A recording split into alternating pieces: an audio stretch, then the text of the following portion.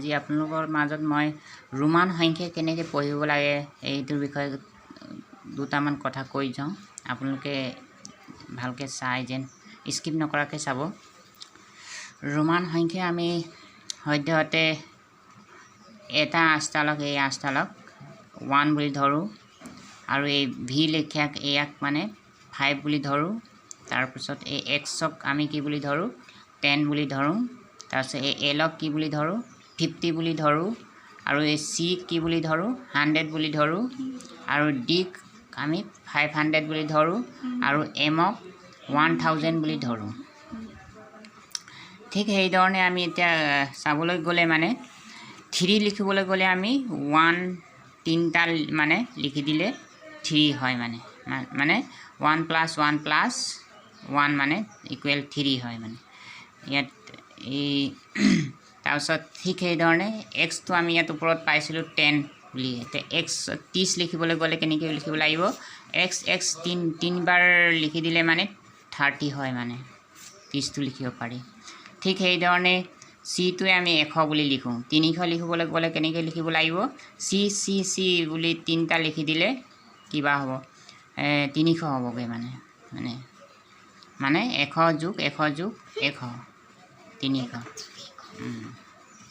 তাৰপিছত 2 লিখিবলৈ গ'লে ঠিক সেইধৰণে 1 + 1 = 2 বা 2টা লাখ দিলে 2। সেইধৰণে 20 লিখিবলৈ গ'লে x 2টা দিলে হয় মানে 10 মানে x এটা লিখিলে 10 হয় 2টা x দিলে মানে 10 যোগ মানে 10 যোগ কৰিলে 20 হয়। ঠিক সেইধৰণে আমি ইয়াত ওপৰত পাইছিলোঁ এই এমটোক আমি কি বুলি কৈছিলোঁ 1000 বুলি ধৰিছিলোঁ।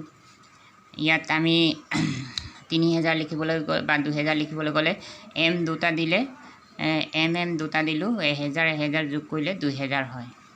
ঠিক সেইধৰণে আমি 3000 লিখিবলৈ গ'লে এম 3টা দিলে মানে এটা এম আমি 1000 বুলি পাইছিলোঁ নহয় এম 3টা দিলে আমি কিমান হ'ব এম 3টা দিলে 3000 হ'ব। ঠিক সেইধৰণে আমি 502 লিখিবলৈ গ'লে ডি ডাবল আই দিব লাগিব মানে আমি ইয়াত পাইছিলোঁ নহয় এটা আয়ক মানে 1 বুলি ধৰিছিলোঁ।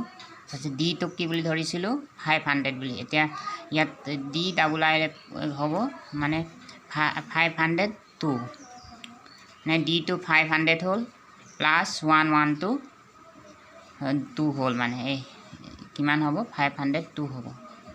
ঠিক এইধৰণে আপোনালোকে গোটেইখিনি মিলাই মিলি পঢ়িলে মানে ৰোমান সংখ্যাটো পঢ়িব পাৰি। ৰোমান সংখ্যাত কিন্তু শূন্য সংখ্যাটো দিয়া নাই মানে। ঠিক এইধৰণে আপোনালোকে পঢ়ি যাব। ভিডিঅ'টো ভাল লাগিলে লাইক কৰিব। থেংক ইউ আৰু ছাবস্ক্ৰাইব কৰিব। ধন্যবাদ।